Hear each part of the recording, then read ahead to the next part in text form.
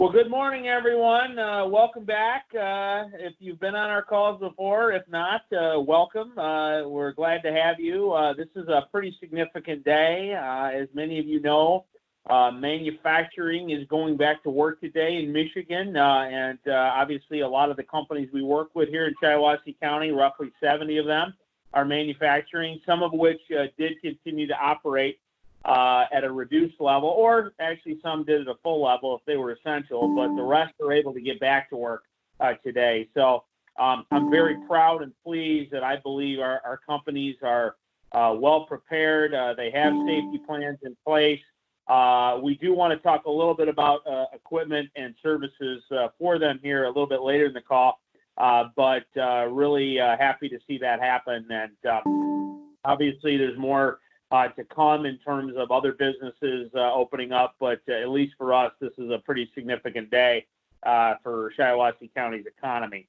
So got a couple of speakers on today's call. I'm very honored to have my friend Lee Sherry from the Economic Development Administration, which is part of the U.S. Department of Commerce. I did send out some information last week on the program that Lee has, and specifically there is new money being allocated through the CARES Act that can be made available potentially to communities to help with recovery from the virus. So I thought it would be great to have Lee on one of our daily calls so he could introduce himself and discuss what the program is, what the application process is, and then hopefully coming out of this, we may be able to put some applications in through either Shiawassee County or possibly through our I-69 region partnership. So with that, I'd like to turn that over to Lee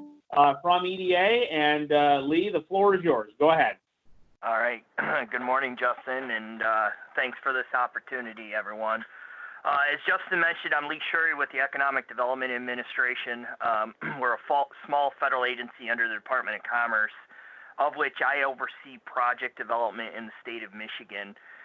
Michigan sits within the Chicago region of EDA, which is 6 states. It's Michigan, Wisconsin, Minnesota, Illinois, Indiana, and Ohio. What I do is I work directly with local applicants to develop competitive projects that can then be submitted to our Chicago regional office for consideration of funding. We are strictly a granting agency, and under the recent announcement associated with the CARES Act, we've received a significant amount of dollars to assist communities with economic resiliency and recovery efforts. Eligible applicants to EDA include local units of government, special units of government, or nonprofit entities that are working with a local unit of government. EDA can only invest in eligible applicant-owned infrastructure, for example, roads, sewer, water, wastewater treatment plants, broadband. We can also get into building development, building renovation for maybe multiple tenant facilities, to business incubators, to business accelerators, workforce training facilities, fabrication labs that are all have to be owned by those eligible applicants. In addition to kind of the construction side of projects, we can also do capacity building.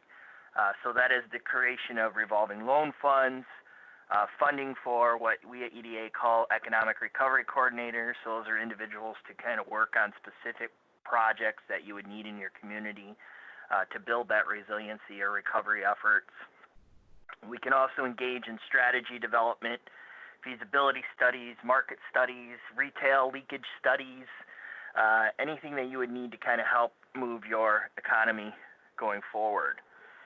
So I'll put this in a little bit of perspective here on what the CARES Act means to Michigan and to the Chicago region. Is annually EDA receives a $30 million allocation to invest in projects, and obviously spreading that across 6 states, it's not a lot of money. So our programs are competitive. But under the CARES Act, we received an additional $225 million for the Chicago region specifically. So that's a significant increase from our regular budget. So what changes have been provided under this new CARES Act. So a couple things is whenever EDA is looking to do a project in a particular community, first we're going to look at that eligible applicant, make sure it's owned by an eligible applicant. And then the second thing we're going to look at is distress eligible. So typically we look at a per capita income compared to the national average or an unemployment rate compared to the national average. But under the CARES Act funding, every single community and every single county is eligible due to the disaster declaration that was established by the president. So that means every one of your communities is eligible within Shiawassee County as well as the entire state. So that is definitely going to increase the competitiveness of applications, but it does open the door to this additional funding. Third thing I wanted to reference in relation to the CARES Act is under EDA's normal programs, we typically grant our grants at a 1-to-1 scenario. So for every dollar you ask EDA, you have to match it. Matching funds can come from the state of Michigan, it can come from local governments, it can come from private sector. The only thing you cannot match other federal or EDA dollars is federal grants. However, there is an exception. CDBG funds are eligible match to EDA, as well as USDA loans, but not USDA grants. So other federal grants are not eligible except for CDBG. Now, under the CARES Act, that grant rate has changed. Normally, we're at 1-to-1, but now we're at 80-20. So that means the EDA can then participate at 80% of a total project cost, given whatever that project would be. A couple things to consider with EDA is we cannot do anything residential. Our projects are all business and industry driven. So if there is a business need to expand a road, then we would look at expanding that public road. But we cannot do any projects in which there is a private developer that has ownership of any of the facilities or investment that you're asking EDA to fund. The other thing that's different under the CARES Act that's different from our regular programs is the fact that you need to have your project consistent with a SEDS, a Comprehensive Economic Development Strategy. Under our regular programs, your project must be consistent with a regional economic development strategy for EDA to consider it. However, under the CARES Act, they have allowed for variances to that SEDS requirement. It allows for the fact if you have a county-based strategy or some sort of other local strategy that you can turn to justify the investment, then EDA will accept that. This is important to note going forward that it's important to maintain a comprehensive economic development strategy, maybe in your individual county or as a larger region, because those are really critical tools to be able to access EDA funding. So going forward, the applications are now on the street. You can get the application from EDA's website, www.eda.gov. And there's a link on our page under funding opportunities for the specific funding criteria for the CARES Act. I would encourage you to reach out to me on any projects that you might have, because that's what I do, is kind of help you through that application process. I can review your application and give you critical feedback on how to strengthen that application to position you the best you can to potentially get selected for funding. The applications are on a revolving basis, so there is no deadline to submit. We will continue to accept applications until that entire $225 million allocation is spent. So that's EDA. I'm happy to take any questions, or I'll turn it back over to Justin if we need any clarifications of some of the stuff I spoke about. Yeah, Lee, thank you. Great overview. Definitely, hopefully we can pursue some applications. Can you speak to who exactly is legally eligible to apply for funding? So eligible applicants would be infrastructure held or owned by the following entities: a local unit of government, a special unit of government, so a DDA would be eligible, or a Brownfield Redevelopment Authority would be eligible. State of Michigan's eligible. Tribal governments are eligible. Nonprofits, so Justin, your organization, as long as you're organized as a 501c3 I'm trying to, there's a C6 is eligible, C3s are eligible, and then there's some really odd ones out there that would also be qualifying. But if your entity is an LLC or a corporation, those are not going to be eligible to apply to EDA for funding. So community colleges, universities typically are also eligible. Do you have and I want to open it up here for the listeners to ask, but do you have a sense normally what are the best kind of projects that get funded, Lee? Yeah, good question. So typically the projects that we are looking to fund have to really do two things. They have to be driven by the private sector. So if there's a private sector need for particular infrastructure, that's going to help application move forward. So any project that we can say we're doing this because it's going to allow for this company to grow and expand, that's going to be an ideal project for EDA. The second thing is because this funding is coming in under the CARES Act, we're also going to want to make sure there's some sort of nexus to the from the project to the CARES Act. In other words, how does this project help to build resiliency or help to diversify your economy so that you're able to maintain business operations during a future issue, be a natural disaster or a pandemic like we're facing today? Okay. I do have one or two more, but I want to open up the floor now. Any listeners on the call, if you'd like to ask a question or comment on what Lee said, please hit *6 on your phone, please. *6.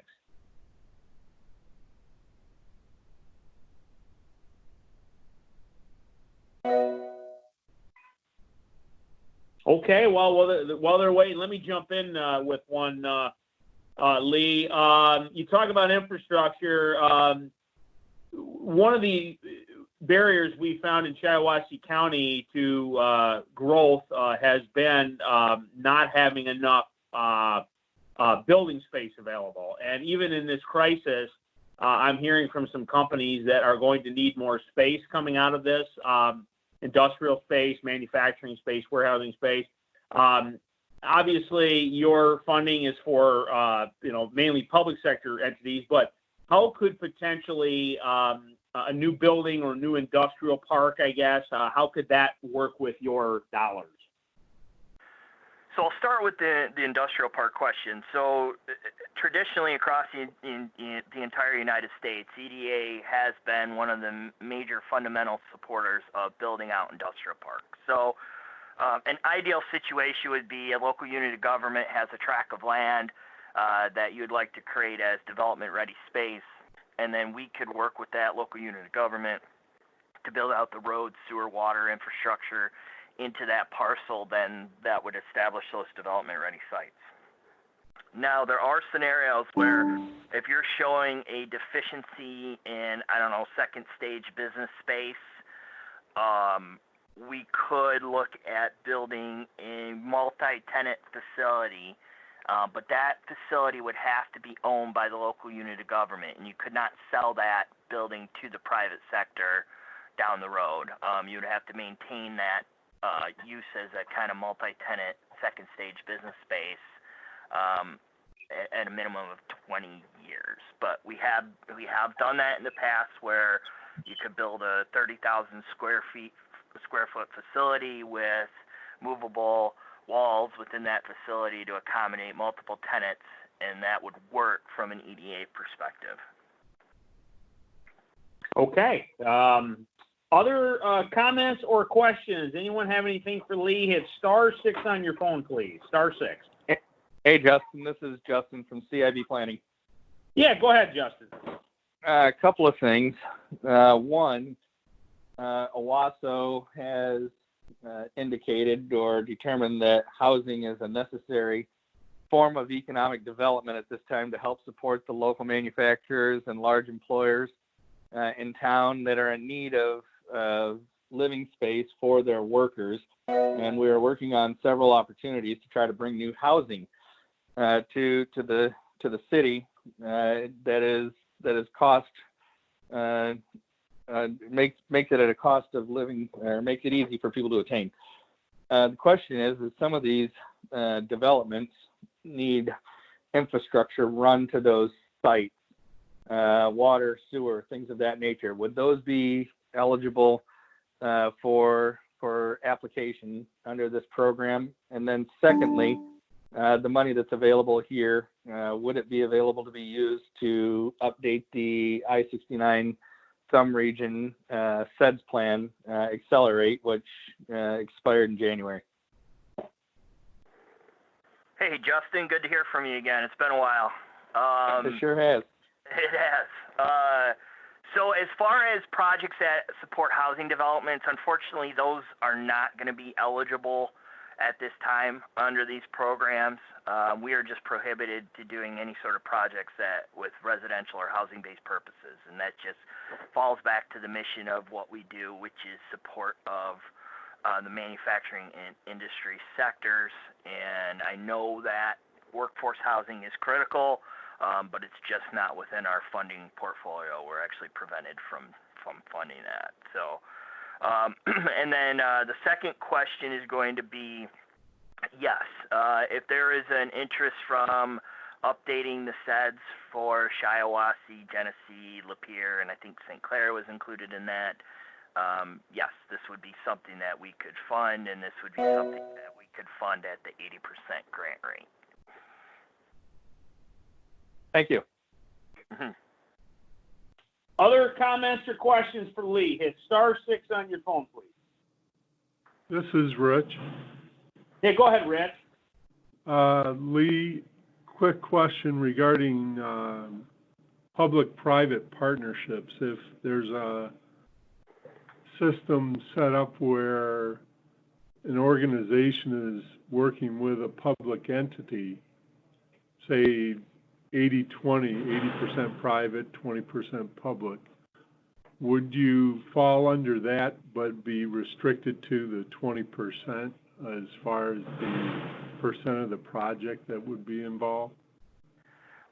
Unfortunately, no. If there is private equity in the project, some sort of ownership scenario, no matter how large or how small, that will prevent EDA from investing directly in that project. Now, there's other ways to look at a project. So, I don't have any idea, Rich, what you're talking about. Let's just say that you have a developer that wants to put in, I don't know, some sort of large-scale business-based investment in one of your communities. We might not be able to do anything specifically on the site, but we might be able to do some sort of public infrastructure at a minimum to the site. So we really look at those on a case-by-case basis to determine if it's going to be a viable project for EDA or not. And that's where I would recommend you reach out to me, and we can have that conversation of if I think it would be competitive in our office or not. Okay, thank you. Mm-hmm. Thanks, Rich. Other comments or questions for Lee? Hit *6 on your phone. I do have one more, Lee, and I know this is probably not going to be easy to get or easy to do, but I did see something in the notice that there could be the possibility of as much as a 100% grant. What would need to be done to achieve that? Yeah, thanks for bringing that up, Justin. No, I'm just kidding. Hey, I gotta ask, Lee. I gotta ask. Yeah, right. Exactly. Fair question. Here's what I can tell you is there is written within the funding notice the opportunity to go up to a 100% grant rate. In order to be eligible for that 100% grant rate, communities are going to need to show significant need for that 100%. And typically, I think what we're looking at in order to justify that is communities that have maxed out their bonding capacity, so they are not able to leverage dollars to move any of these critical infrastructure forward, or if there's some other significant distress criteria. In other words, you have significantly high or low per capita income. We all have high unemployment at this standpoint, but chronically high unemployment or chronically low per capita income would be kind of one of those other factors we would look at to kind of justify maybe going to a 100% grant rate or even a 90% grant rate. Gotcha. Super. Okay. Other comments or questions for Lee? Hey, Justin, this is Joe. Yeah. Oh, go. I heard Joe first. Go ahead, Joseph. All right, thank you. With our regional SEDS plan being expired, for public sector requests, what plans do we have in place that would meet that SEDS variance requirement in order to solicit an application, or are we just dead in the water right now? I think I'm going to have to turn that question over to Justin, since he's more familiar with what strategies probably would be available, at least in Shiawassee County. Yeah, I mean, I'll turn it back to you, Lee. So obviously we have we have our countywide economic development organization, and we have a strategy that we follow in what we do to try to attract business, grow business, all that in Shiawassee County. Would that, I mean, we're a nonprofit agency. Would that suffice to fit the bill for a countywide strategy? That would be, my guess would be yes.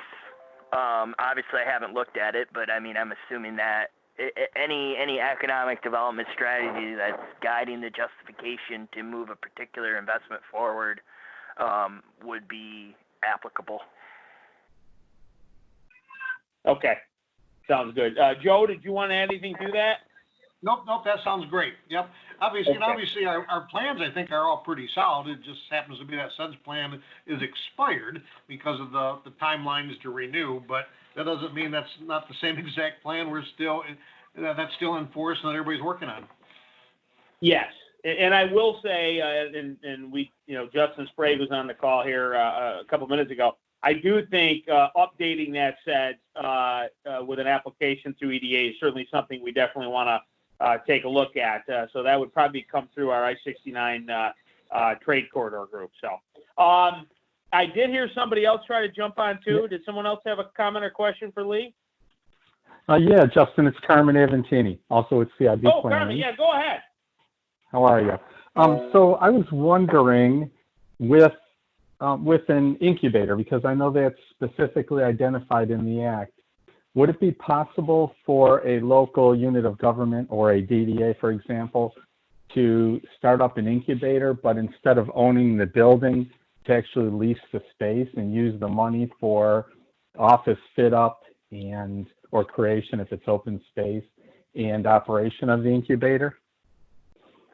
Carmen, good question. So couple things here. So on incubators or business accelerators or workforce training facilities, the one thing EDA will require at the time of an application is a feasibility study that explores multiple criteria. Financial pro forma for operations, for operational structure, market demand, professional services committed, entry-exit policies for the facility. So we want to make sure that the community has done their due diligence on the viability of an incubator before EDA is going to get involved with any bricks and mortar construction with it. That is due to the fact that everybody thinks an incubator is going to be their savior in terms of business development, and sometimes don't necessarily think through the fact that those facilities tend to lose money from an operating standpoint, and you need to think that through. So we do require that. As far as construction, on a privately held building, that's difficult. I'm not saying we can't do it, but you're probably going to be less competitive versus owning it outright through from an eligible applicant standpoint. Under a private sector scenario where you're looking to maybe lease out a space, that lease has to have you have to have a 20-year irrevocable lease on that spot so that we're comfortable enough to make any sort of physical investments in that building for given the lifespan of our project, which I said is a minimum of 20 years. So can be done. You're going to be less competitive as other projects. Prefer that true public ownership, but it is possible. Okay, thank you. I appreciate it. That's very helpful. Yep, no problem. Thank you, Carmen. Other comments you're or welcome. questions for Lee? Oh, did I hear someone?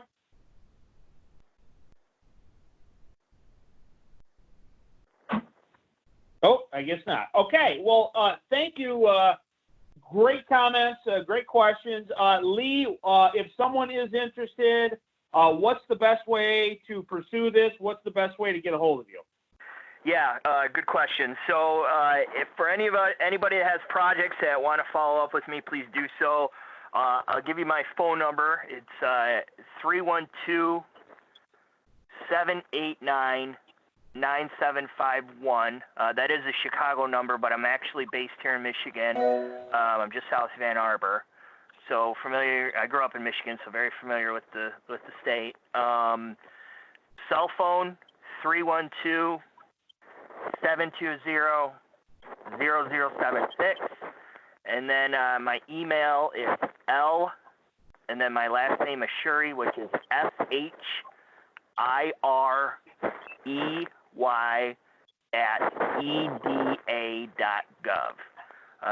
And if not, reach out to Justin. He can get you connected with me if you didn't catch any of those contact information. Okay.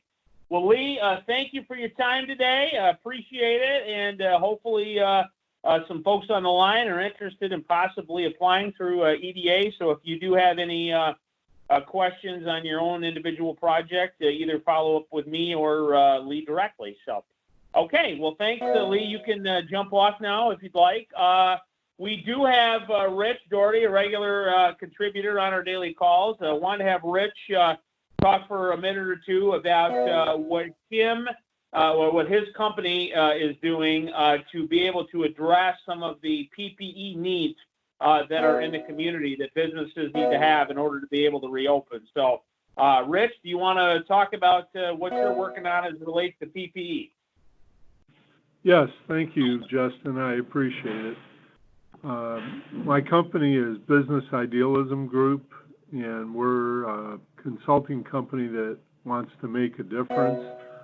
We expect to do great things. However, no one expected COVID-19 or the level of impact it would have on all of our lives. When this all started happening, people started reaching out to us. For me and my team, it was totally unexpected. We have taken the challenge and have sourced materials from different parts of the world. Our biggest issue here in this country right now is having enough PPE available for everybody to the level that it's been needed, and that's been the problem right from the start. Now we're at a point in time where businesses are starting to reopen, and it's going to create even more demand than what we've had. So it's going to be a challenge to get everything for everybody, for every business. So anyway, we have taken the challenge, like I said, and sourced materials from different parts of the world. Our goal, however, is to support and have manufacturing happening here in the U.S., in Michigan, and Shiawassee County. We now have the opportunity to set things in motion to take care of people now and in the future. Please take a look at our website and the COVID-19 personal protective equipment that we have on the website, ranging from masks, face shields, isolation suits, gloves, and more.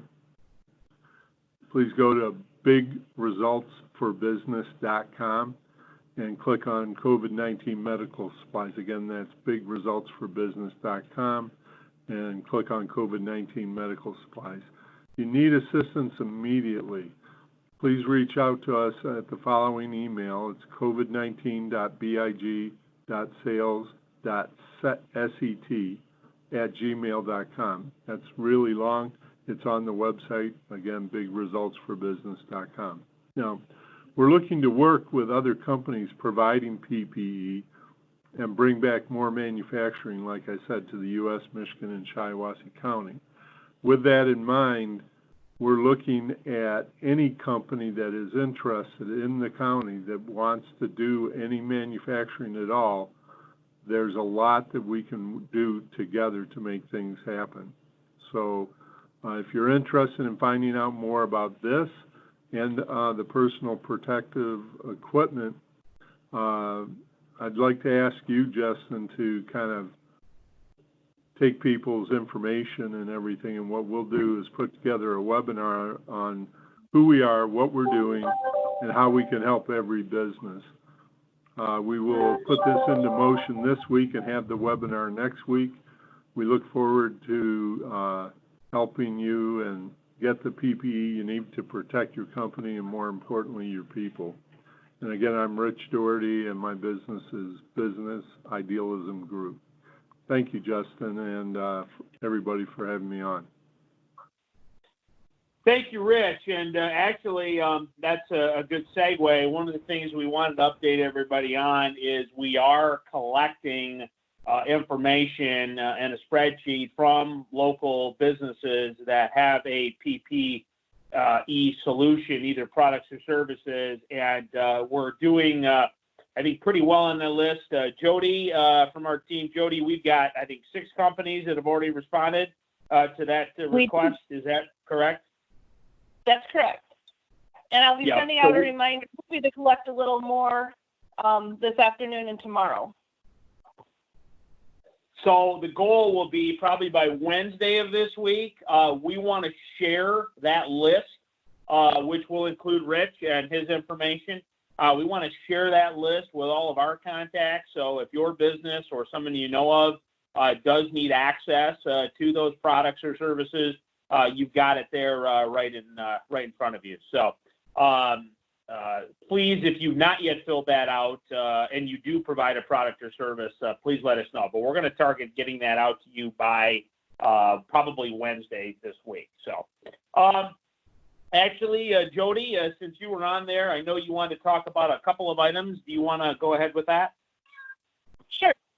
I just wanted to let everybody know, I know we've been following the SBDC webinars and promoting those.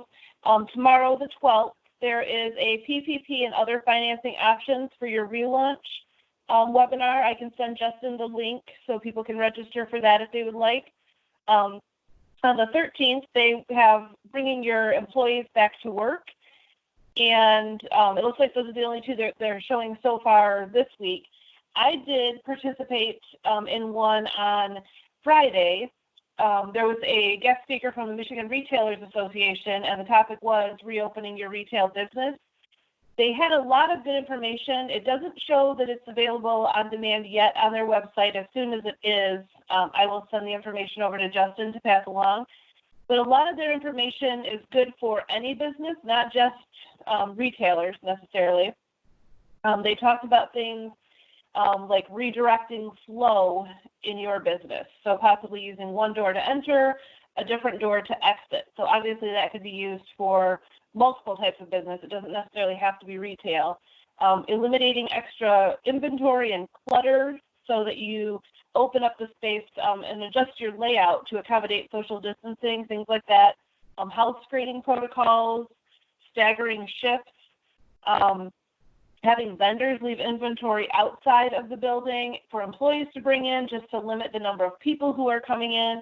So a lot of the information that they provided, like I said, is not just applicable to retailers. It's good information for the retailers as well, but some of these things are good for any business. It just kind of gets you thinking about what you want to do to prepare for reopening.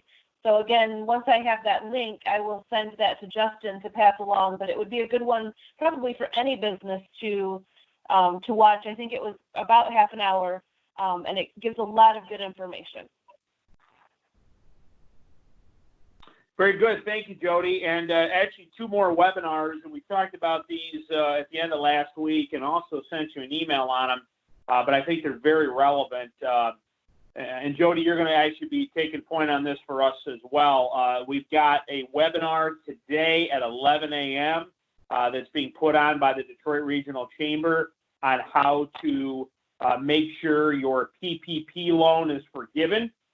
So understanding, how best to track your paperwork and use those dollars appropriately so that turns into a grant. So that will be this morning at 11. And then tomorrow, and I don't remember the time on this, but there's a webinar being put on to Lansing Community College as it relates to remote hiring. So I know as we work to reopen, it's going to be difficult to bring in people to interview. So using technology, phones, Zoom, stuff like that, to be able to interview and onboard people remotely, I think is going to be very relevant. So, Jody, you're going to be on both of those for us, but I would encourage for anyone on the call, if you're dealing with any of those issues, I think those would be two very good ones to participate in. With that, let's see what else we have. That's pretty much most. Well, here's another one too, and this is a little more targeted, but USDA is actually putting on a webinar, I believe it's tomorrow, as it relates to rural health. So this is something I think for anyone in the healthcare industry on the call, either from Memorial Healthcare or our assisted living facilities or home healthcare businesses. There's going to be a webinar tomorrow on that, including, I believe, some dollars, some grant dollars that might be available through USDA. I don't have all the details on it, but I'm going to send that out probably yet today on that. And then just a couple other things real quick. I want to mention, and this was talked about extensively last week, we had the CEO of Memorial Healthcare on the line, Brian Long. They do have testing available for you and for your employees, should you choose to pursue. They have the virus testing itself, but now they also have antibody testing to be able to help determine if people carry the antibodies to protect against recurrence. I'm not a testing expert at all, but I very much appreciate the fact that we have a great local hospital that is able to provide that solution. I think we all know testing is really going to be a major thing that we need to have in place until we get a vaccine to help reopen our economy. So to have that local resource is great. So you can check out their website, memorialhealthcare.org, for more information on that. And then I don't have the number right in front of me. I believe it's 720-2031, if I'm not mistaken, or something like that is the phone number to call. But you can check out their website for more information on that. We've had several companies inquire with us about testing for their workers. So, so the phone number to call would be 989-720-2131. Excuse me, 989-720-2131 if you want to pursue any testing for you or your employees.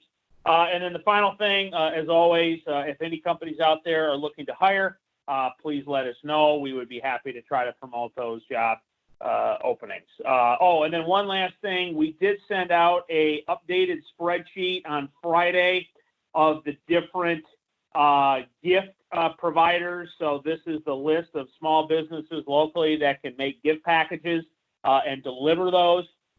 So I'm doing it myself with my stimulus money, but several employers wanted to be able to do gift packages to reward employees and thank them for this difficult time. So we sent out an updated list on Friday with that information. So we'd encourage you to try to support your small local businesses with that program. So with that, we're on a little bit later. Good conversation today, though. Anybody have any comments or questions for the group? Hit *6, please. *6.